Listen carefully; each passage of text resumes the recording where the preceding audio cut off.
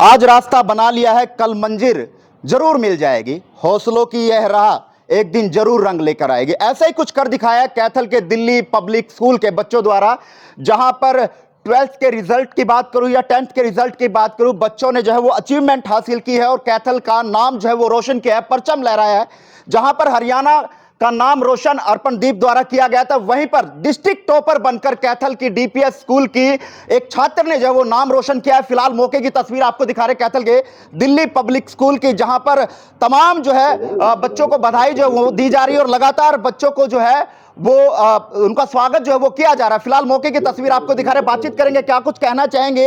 और फिलहाल मैं कैमरामैन से चाहूंगा कि वो नजदीक आए और दिखाए कि डिस्ट्रिक्ट टॉपर जो छात्र बनी है उसको दिखाए। कैमरे पर आप जिसको देख रहे हैं ये डिस्ट्रिक्ट टॉपर बनी है, वहीं पर 12th में जो सेकंड टॉपर बनी है वो भी कैमरे पर आप देख रहे हैं। तमाम बच्चे हमारे साथ हैं जिन्होंने इस 12वीं और 10वीं के रिजल्ट में जो है वो परचम लहराया है और एक अचीवमेंट जो है वो हासिल की है। फिलहाल बातचीत करेंगे, क्या कुछ कहना चाहेंगे और इस मुकाम को किस तरह से जो है इन बच्चों के द्वारा जो है वो हासिल किया गया था। फिलहाल डिस्ट्रिक्ट टॉपर 10th में रही हैं, उनसे बातचीत कर लेते हैं, क्या कुछ कहना चाहेंगे और किस तरह से इस मुकाम तक जो है वो पहुंची है। नमस्कार जी, क्या नाम आपका?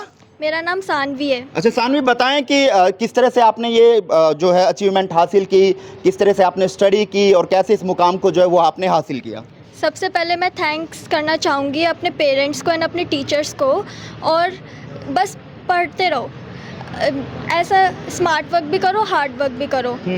मतलब पेरेंट्स ने मेरा बहुत ज़्यादा सपोर्ट किया और टीचर्स की वजह से ही मेरे इतने अच्छे मार्क्स आ पाए हैं। तो सानवी का अगर रूटीन की अगर बात करें तो किस तरह से रूटीन रहा है, क्योंकि आजकल के दौर की अगर मैं बात करूं, आधुनिक युग का ज़माना है और अब इस आधुनिक युग के दौर की अगर बात करूं तो फ़ोन ने कहीं ना कहीं बच्चों के पास अपनी एक जगह जो है वो कहीं ना कहीं बना ली है। तो सानवी के पास मोबाइल ने कितनी जगह बनाई और उस जगह ने जो है मोबाइल का किस तरह से सानवी ने जो है वो इस्तेमाल किया?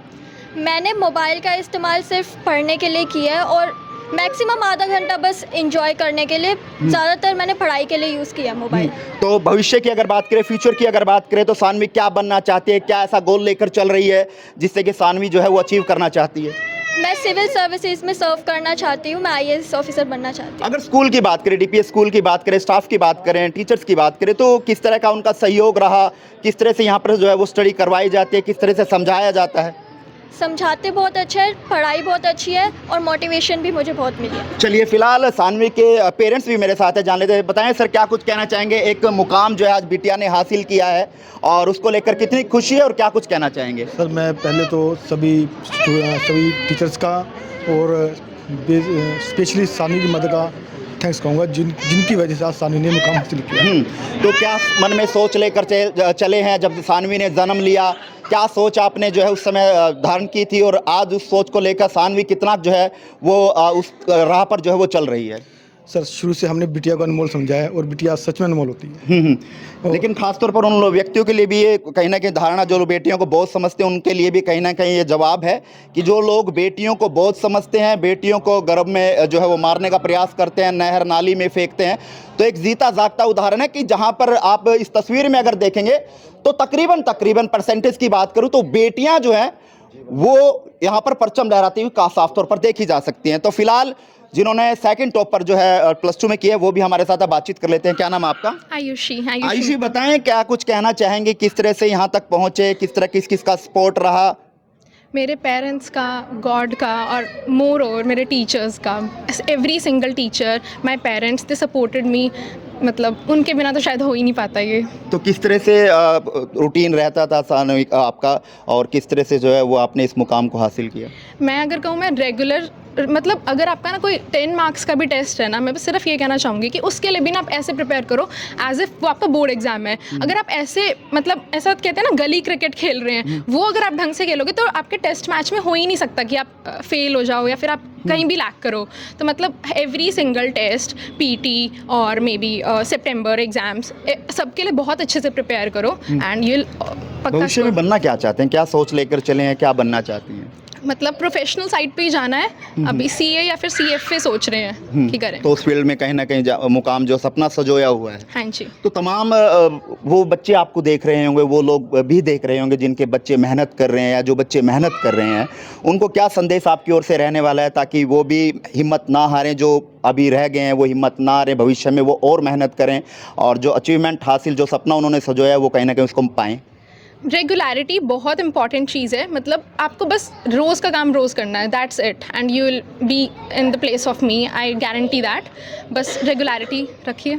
चलिए फिलहाल जी पंकज जी हमारे साथ हैं। बताएं पंकज जी, क्या कुछ कहना चाहेंगे? बेटी ने अचीवमेंट हासिल की है और सेकंड टॉपर जो +2 में रही है सीबीएसई पैटर्न की। सबसे पहले तो मैं हमारे डीपीएस स्कूल का धन्यवाद करता हूं, सभी अध्यापक का जिन्होंने इतनी मेहनत करी है।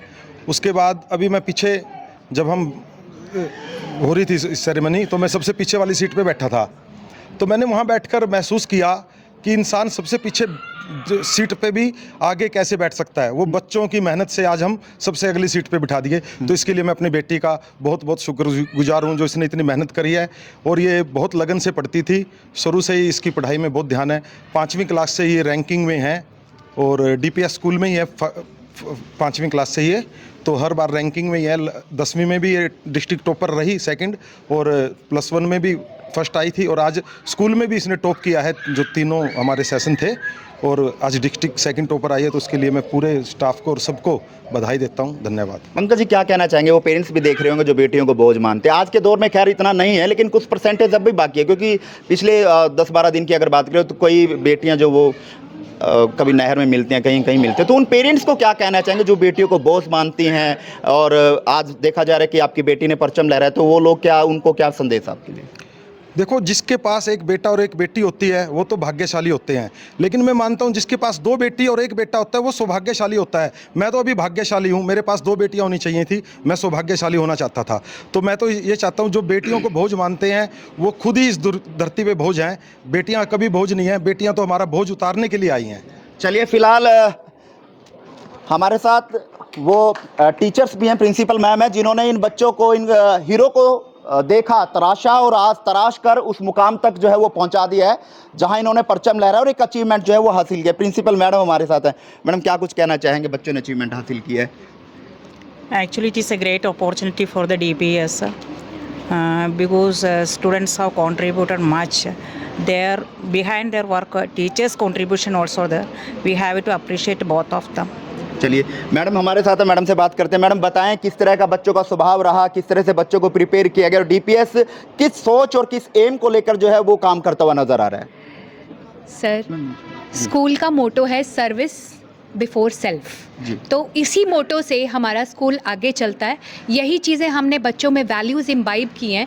You have to think about your family, you have to think about your society, and at last not the least you have to think about your country. सो इसी विजन से बच्चों को ये चीज़ें हम शुरू से ही इम्बाइब करते आए हैं, शुरू से ही हार्ड वर्क। हम सभी बिलीव करते हैं कि टैलेंट एक बार आपको छोड़ सकता है, लेकिन अगर आप हार्ड वर्क करते हैं तो टैलेंट आपको कभी भी कुछ भी ऐसा सक्सेस आपको छोड़कर नहीं जाएगी। तो बिगनिंग से ही बच्चों में वही चीज़ें कंसिस्टेंसी से भरी जाती हैं, एनकरेजमेंट दी जाती है। आज के युग में डिस्ट्रैक्ट रखना, बच्चों को अपनी तरफ फोकस करवा के रखना, पढ़ाई की तरफ फोकस करवा के रखना, it is a challenge for the teachers as well. It is not easy to make them sit in one place and listen to you. So they are at driver's seat and we teachers are the back seat. हमने बच्चों को challenge किया, बच्चों को मौके दिए, बच्चों को अपॉर्चुनिटीज़ दी, so that they can tell their each and every, जो भी उनके माइंड में कोई क्वेश्चन आता है वो बच्चे बात कर सकें और पूछ सकें। और इतनी अपॉर्चुनिटीज़ देते हैं स्कूल में, हर एक छोटी छोटी एक्टिविटी जो ऑब्जेक्टिव लेके फ्रेम की जाती है, जिसका मेन ऑब्जेक्टिव होता है बच्चों के टैलेंट को बाहर लेकर आना। चलिए थैंक यू मैम।